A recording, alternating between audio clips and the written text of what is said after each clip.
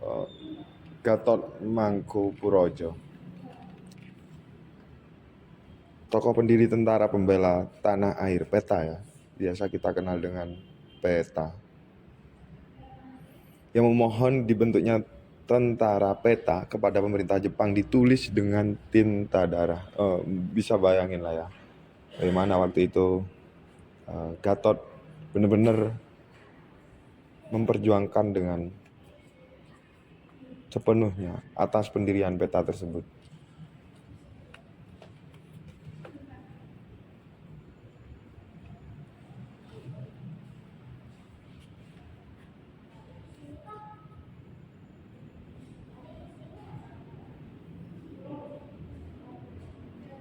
Dan ini Sodanco Supriyadi, pemimpin pemberontakan terhadap pemerintah Jepang di Blitar. Tapi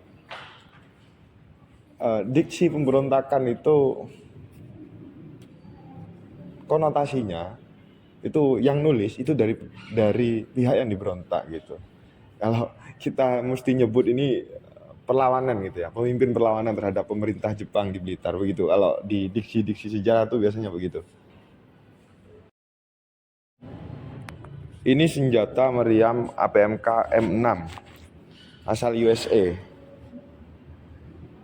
kaliber 37 mm, sitaan dari tentara Jepang dan Belanda sekitar tahun 1945-49. Ada yang janggal gitu ya. Senjatanya asalnya USA gitu kan, dipakai oleh Jepang dan Belanda. Ini kita nggak tahu persis bagaimana sejarahnya ya. Senjata yang diproduksi di Amerika gitu kan, yang berasal dari USA, kemudian digunakan sama Jepang dan Belanda. Ada yang janggal gitu.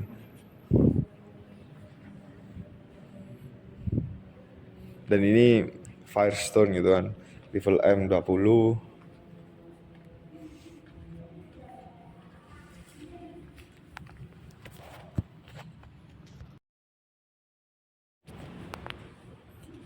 Ini kalau ada keterangan koleksi asli gini, koleksi asli itu kita sempat dijelaskan di video sebelumnya bahwasanya ini memang bukan replika gitu ya, memang asli senjatanya yang pernah digunakan pada zamannya. Ini senjata tentara sekutu Belanda yang berhasil dirampas oleh TKR begitu.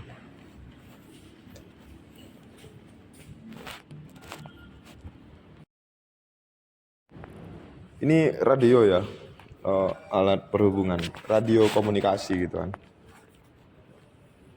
alat yang digunakan untuk mempertahankan. Bayangkan ini yang dibawa pasti ya, karena ini ada bentuk macam tas begitu, bisa dibawa kemana-mana gitu. Dan ini penerimanya, antenanya sampai segitu panjangnya gitu kan.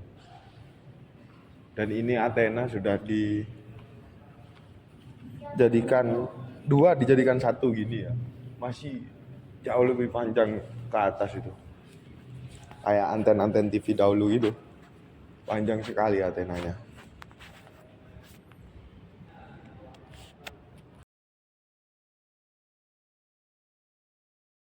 Ini peralatan kedokteran waktu itu ya, pada zamannya.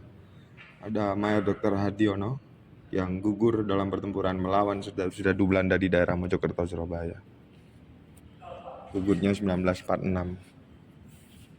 Ini alat dokter gitu kan. Tentunya ada emak-emak gitu yang masak di balik pertempuran ini gitu kan, yang ngasih makan para pejuang, yang kalau disertakan alat-alatnya juga nggak bakal cukup museum ini gitu kan. Bayangkan ada puluhan ribu pejuang yang ada untuk melawan Inggris waktu itu, untuk melawan para penjajah waktu itu, mengusir para penjajah waktu itu dari Surabaya. Bisa bayangkan ya, bagaimana perjuangan mak-mak juga yang ada di dapur itu. Menyimpulkan atau apa ya, hanya sebatas pengetahuan dari kami pribadi bahwasanya Brawijaya atau TNI atau tentara-tentara yang dari Jawa Timur betul-betul memperjuangkan, banyak ambil ikut andil gitu kan dalam memperjuangkan dan mempertahankan kemerdekaan. Tadi ada Soraja, tadi ada operasi penumpasan sisa-sisa PKI gitu kan. Ada banyak yang pernah atau dilakukan oleh tentara-tentara yang dari Jawa Timur, khususnya tentara-tentara Kodam Brawijaya gitu kan, khususnya yang ada di Brawijaya itu sendiri. Ini arek-arek Surabaya gitu kan. Nah, merdeka atau mati. Kata Bung Tomo waktu itu. Selama darah masih merah dan menorehkan warna merahnya di kain putih dan menjadi merah putih yang utuh, selama itu pula kami akan terus mempertahankan, kami akan terus memperjuangkan kemerdekaan Republik Indonesia. Seru Bung Tomo. Nggak kebayang ya waktu itu ya, bagaimana ada Surabaya naik ke puncak hotel untuk merobek bendera biru dan menjadikan merah putih itu. Dan Malabi merupakan brigjen yang pertama atau pemantik tewasnya Malabi itu ya. Jadi pemantik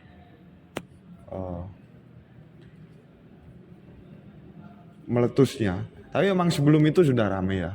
Sebelum itu artian arek-arek Surabaya sudah benar-benar menolak, atau arek-arek Surabaya sudah benar-benar memuncak emosinya, benar-benar memuncak rasa nasionalismenya untuk membela Indonesia ya.